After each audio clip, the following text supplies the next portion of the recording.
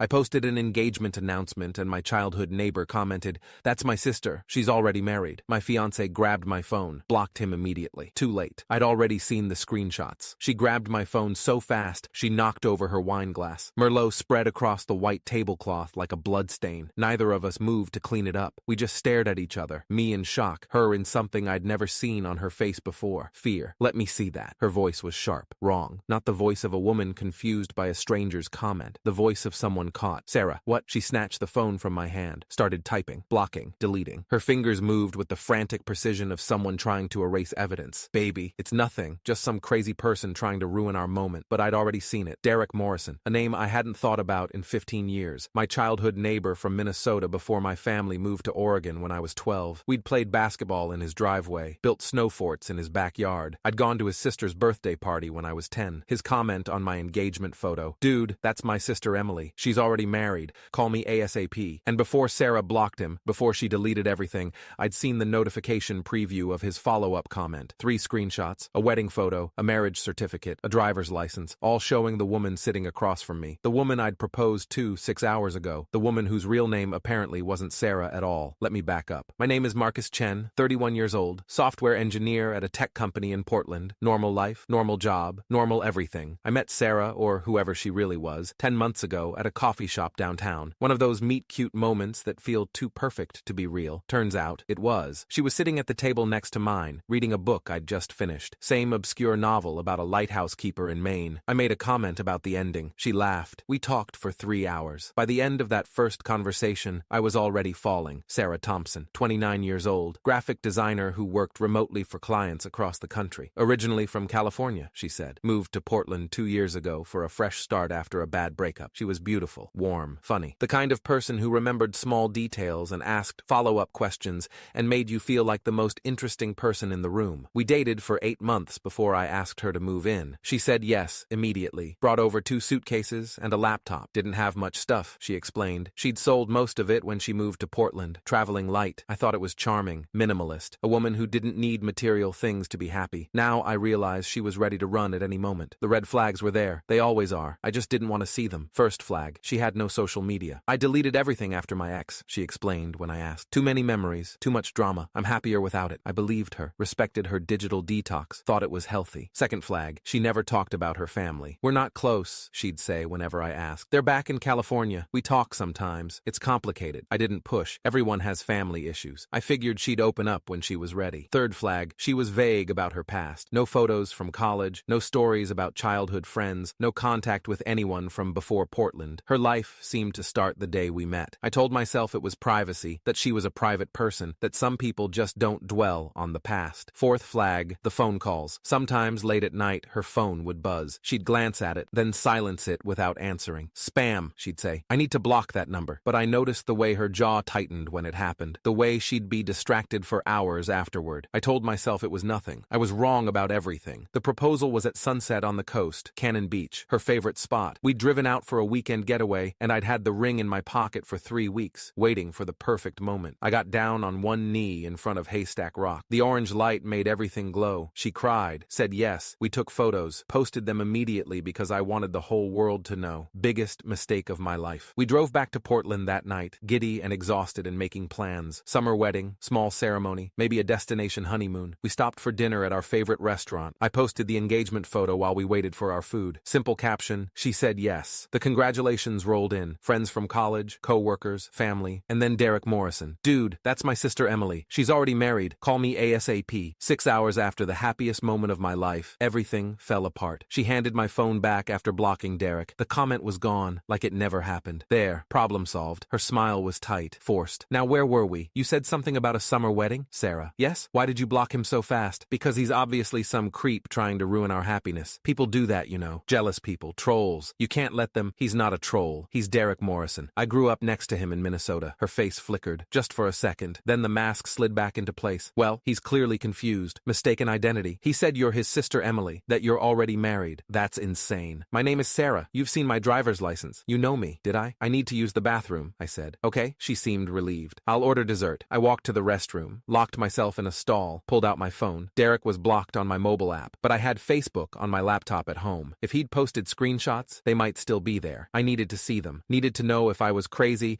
or if my entire relationship was built on lies. You okay in there? Sarah's voice outside the bathroom door. Yeah, just a minute. I flushed the toilet I hadn't used, washed my hands, looked at myself in the mirror. Please let this be a misunderstanding. Please let there be an explanation. Please let me not be engaged to a stranger. We drove home in near silence. Sarah filled the quiet with wedding chatter, venues, dresses, guest lists. I responded with single syllables, my mind racing. At home, I said I needed to check work emails. She said she was tired, going to bed early. I waited until I heard the bedroom door close. Then I opened my laptop. Derek's profile, his posts, the comment he'd left before Sarah blocked him. It was still there. Facebook hadn't removed it yet, and attached to it 3 images. I saved them immediately, downloaded them, emailed them to myself, took photos with my phone, made copies everywhere I could think of. Then I looked at what Derek had sent. First image, a wedding photo. Sarah, Emily, in a white dress, radiant, happy, standing next to a man I'd never seen before. Asian guy, tall, kind face. The caption read, Emily and James, June 14th, 2021, 3 years ago. Second image, a marriage certificate, state of Minnesota. Emily Marie Morrison, married to James Patrick Chen, same last name as me, different James. Third image, a driver's license, Minnesota. Emily Marie Morrison, date of birth, March 8th, 1995. Sarah's birthday was March 8th, 1995. She'd told me herself on our third date. I'd remembered it because it was the same day as my grandmother's birthday. We'd laughed about the coincidence. It wasn't a coincidence. It was the truth leaking through the lies. I searched Emily Morrison, Minnesota on Facebook. Nothing public. I tried Instagram. Found it immediately. Emily Chen. Bio. Wife, dog mom, Minneapolis life. Private account, but the profile photo was visible. It was her. Different hair. Shorter. Lighter. But the same face. The same smile. The same woman sleeping in my bedroom right now. I requested to follow the account. Knew it would probably alert her. Didn't care anymore. Then I messaged Derek. I need to know everything. Is she really your sister? His response came in 30 seconds. Yes, Emily is my sister. She's married to James Chen. They live in Minneapolis. What the hell is going on? She's in Portland. With me. She told me her name was Sarah Thompson.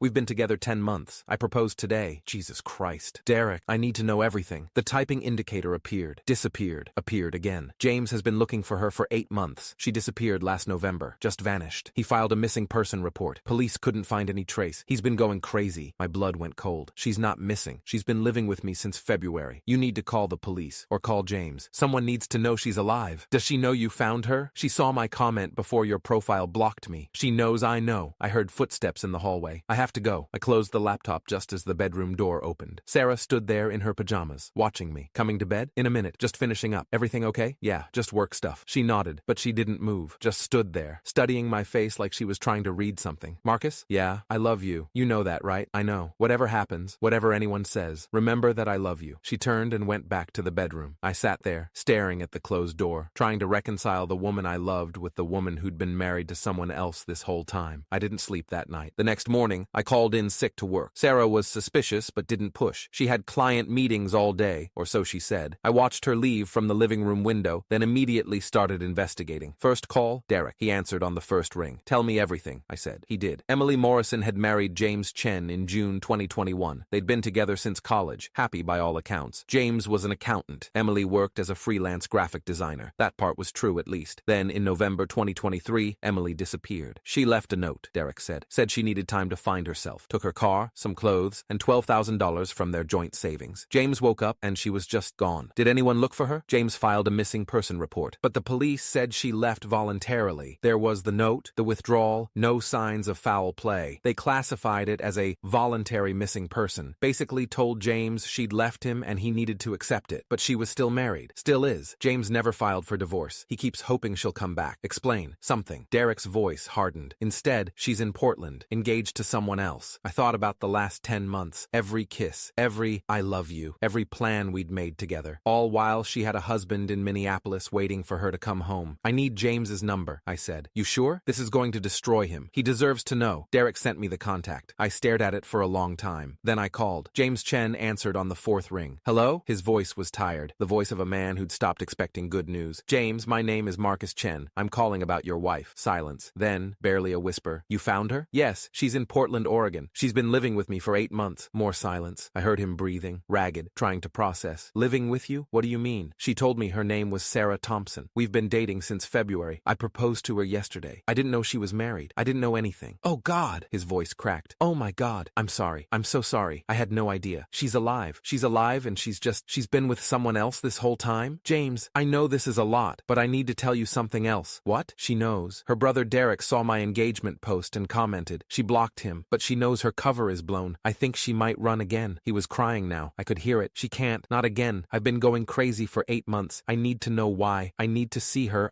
Come to Portland, I said. Tomorrow. I'll send you my address. But you need to do exactly what I say, or she'll disappear again. Okay, whatever you need. And James, you should probably bring a lawyer. I spent the rest of the day gathering evidence, not because I didn't believe Derek and James, but because I needed to understand, needed to know how deep the deception went. Sarah had been living with me for 6 months. In that time, she'd built an entire fake identity. I found her Sarah Thompson driver's license in her wallet. Oregon State. Looked completely legitimate. Same address as my apartment. I searched Oregon DMV records, couldn't access them officially, but a friend who worked for the state did me a favor. That license number doesn't exist in our system, he said. It's a fake driver's license. Professional quality. I checked her other documents. The social security card she'd shown me when we opened a joint savings account, also fake. The bank hadn't caught it. $8,000 of my money was in that account. Money she could access any time. I transferred everything out that afternoon. Left $1 so the account would stay open. Evidence. Then I called a lawyer. Patricia Okafor, family law attorney, 22 years of practice, specializing in fraud and bigamy cases. A colleague had recommended her. This is more common than you'd think, she said after I explained the situation. People living double lives, maintaining multiple identities. The digital age makes it easier in some ways, harder in others. What are my options? First, you're not married to her, so that's good. No legal entanglement, but the fraud is significant. She's been using a fake identity to open accounts, potentially commit financial crimes. That's federal territory. And the bigamy? If she'd actually married you, she'd be facing bigamy charges. But since you only got engaged, it's not technically bigamy, just fraud. Still serious. And her husband has grounds for everything from abandonment to theft. What should I do? Document everything. Keep copies of all the evidence. And when you confront her, if you confront her, make sure you're not alone. These situations can escalate. I thanked her. Made an appointment for the following week. Then I called Detective Angela Morrison, no relation to Emily, at the Portland Police Bureau. 23 years on the Force Fraud Division. Mr. Chen, what you're describing is identity fraud at minimum. If she's been using fake documents to open accounts, that's a federal crime. And there's an active missing person case in Minnesota that needs to be closed. Can you help? I can coordinate with Minneapolis PD. If her husband wants to press charges, we can facilitate an arrest. But it would be cleaner if we could get her to come in voluntarily. She won't. The moment she realizes it's over, she'll run. Then we need to move fast. Sarah came home at 6:47 p.m. I know the exact time because I'd been watching the clock for hours, waiting, preparing. James was flying in the next morning. Detective Morrison was ready to coordinate. My lawyer was on standby. All I had to do was keep Sarah from running for one more night. Hey, baby. She kissed my cheek, dropped her bag on the counter. How was your sick day? Feeling better? Much better. Good. I was thinking we could order Thai food and watch a movie. Something mindless. Actually, I thought we could talk. She froze, just for a second. Then the mask slid back into place. Sure. About what? About us. About the wedding.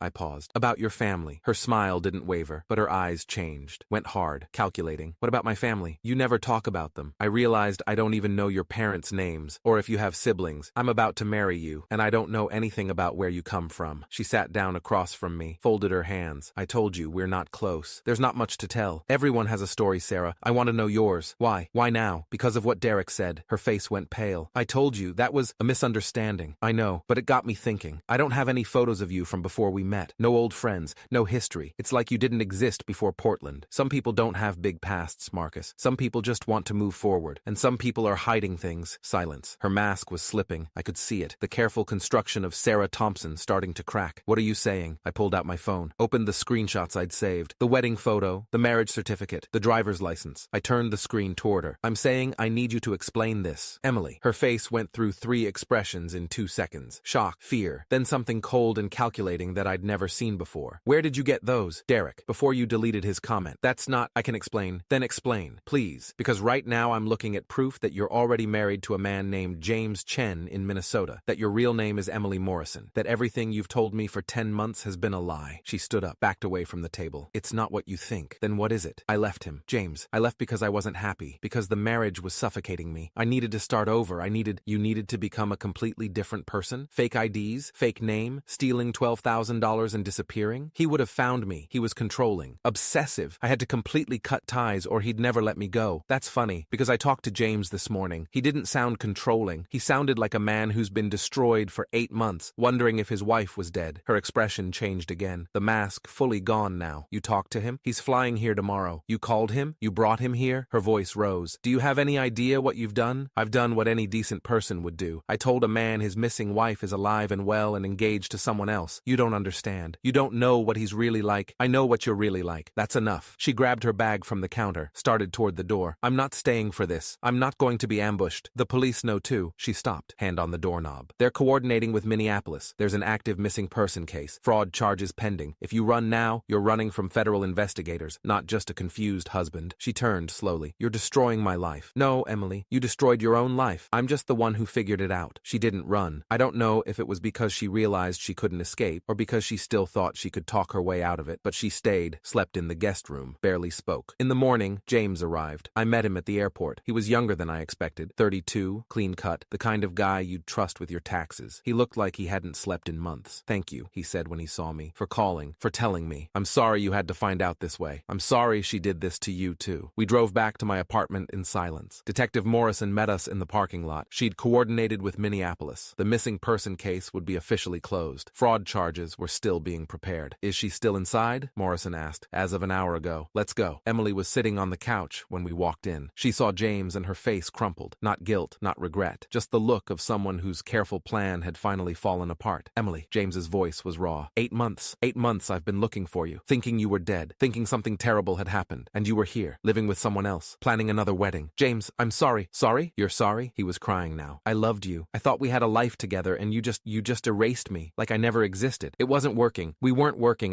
You needed to talk to me. To tell me. To give me a chance to understand. Not steal our money and vanish and let me think you were dead. Detective Morrison stepped forward. Mrs. Chen, I need you to come with me. There are questions we need answered and charges pending. Emily stood slowly, looked at me. I did love you, Marcus. That part was real. No, it wasn't. None of it was real. You're not even the person I thought I loved. I could have been. If this hadn't happened, I could have been Sarah forever. That's the problem, Emily. Sarah doesn't exist. She never did. They let her out. No handcuffs. Not yet. Just a firm hand on her arm and a detective on either side. James and I stood in my apartment, surrounded by the debris of my destroyed relationship. I'm sorry, he said again. Me too. What happens now? I don't know. Lawyers, police, paperwork. I looked around, and I guess I need to find a new place to live. This one has too many memories of someone who never existed. The legal proceedings took 6 months. Emily Marie Morrison Chen was charged with identity fraud, financial fraud, and theft. The fake IDs alone were federal crimes. Combined with the $12,000 she'd stolen from James and the $3,200 she'd managed to transfer from our joint account before I caught it, she was looking at serious time. She pleaded guilty to reduced charges. 2 years in federal prison, 5 years probation, full restitution. Her lawyer tried to argue extenuating circumstances, mental health struggles, feeling trapped in her marriage, needing to escape. The judge wasn't sympathetic. Mrs. Chen, you didn't escape a marriage. You abandoned one. And in the process, you defrauded multiple institutions, destroyed 2 men's trust, and committed numerous federal crimes. Your fresh start came at the expense of everyone else's reality. She was led away in handcuffs. I watched from the gallery. So did James. We'd become unlikely friends over the past months, bonded by the shared experience of loving someone who didn't exist. Feel any better? He asked as we left the courthouse. Not really. You? No, but at least it's over. He filed for divorce the next day. It was finalized in 3 months. It's been 2 years now. I moved to a new apartment. New city, actually. Seattle. Fresh start. The kind of fresh start you do honestly with your real name and your real history. I still think about her sometimes. Not Sarah. I know she was never real. But Emily, the woman beneath the mask. I wonder what made her think living a lie was better than facing the truth. What made her believe she could just erase her whole life and start over without consequences? I'll never know. She hasn't reached out. I don't want her to. What I do know is this. Trust is the foundation of everything. And once it's broken, it can never be fully rebuilt. Not with that person. Maybe not with anyone for a long time. I'm dating again. Slowly. Carefully. I ask more questions now. Verify more details. Some people think I'm paranoid. I think I'm just being careful. James remarried last spring. He sent me a photo. Him and his new wife. A woman he met through friends. Real name, real history, real person. Thank you, his message said, for telling me the truth. Even when it was the hardest thing you could have done, you gave me my life back. I gave him the truth. That's all. Sometimes that's enough.